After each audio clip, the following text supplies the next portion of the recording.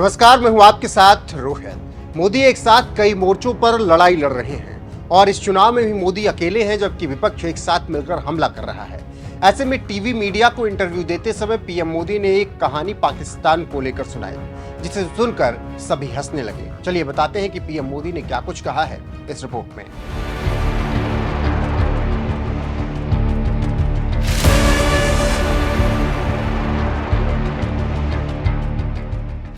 चुनाव का समय चल रहा है और मोदी मीडिया को खूब इंटरव्यू दे रहे हैं और चाह रहे हैं कि किसी भी तरह से जनता बीजेपी को वोट दे, लेकिन जनता है कि सुनने को तैयार नहीं और महंगाई, बेरोजगारी, अग्निवीर को लेकर वोट कर रही है। यही मोदी के लिए सबसे बड़ी परेशानी बनी है।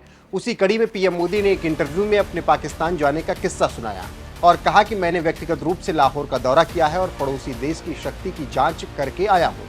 पीएम मोदी का तंज कांग्रेस नेता मणिशंकर अय्यर की टिप्पणी भारत को पाकिस्तान का सम्मान करना चाहिए पर वार करते हुए की गई है। उन्होंने इसके आगे कहा कि उस ताकत को मैंने खुद लाहौर जाकर चेक किया है। लाहौर की अपनी यात्रा के समय पाकिस्तान में एक पत्रकार ने आश्चर्यचकित होकर कहा कि हाय अल्लाह, तौबा तौबा, बिना वीजा के कैसे आ गए। मैंने उन्हें बताया कि किसी जमाने में ये मेरा देश था। तो आप समझ सकते हैं कि कैसे मोदी ने वोटर को रिझाने के लिए पाकिस्तान को घसीटा और अपनी बात कही।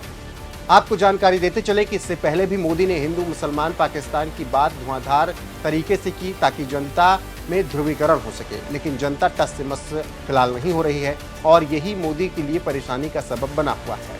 जानकारी देते चले कि मोदी उस बातचीत में आगे कांग्रेस पर हमला बोलते हैं और कहते हैं कि एक सम्मानित पार्टी के नेता जिसने 60 सालों तक हमारे देश पर शासन किया और 26/11 के मुंबई हमलों के दौरान सत्ता में थी, एक बार आरोप लगाया था कि यह पाकिस्तानी आतंकवादी अजमल कसाब और उसके लोग नहीं थे, लेकिन हमारे लोग जिन्होंने हमारे ही देशवासियों को मार डाला, ये वाकई दुखद है। ऐसे नेता पाकिस्तान और अजमल कसाब के पक्ष में बयान कैसे दे सकते हैं।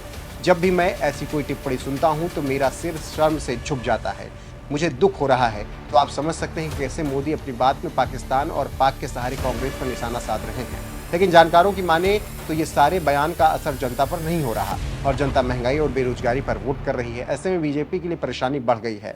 अब देखना होगा कि 6 चरण खत्म होने के बाद आखिरी चरण में क्या कुछ होता है और फिर 4 को क्या रिजल्ट आता है। लेकिन उससे पहले हिंदू मुसलमान जारी है और जनता चुप है। देखना होगा कि जनता क्या कुछ करती है और किसे चुनकर सत्ता अगले 5 साल के लिए सौंपती है। फिलहाल जिस तरीके से प्रधानमंत्री नरेंद्र मोदी ने अपने पाकिस्तान का किस्सा सुनाया है, उस पर आप क्या राय है, कमेंट में जरूर बताएं।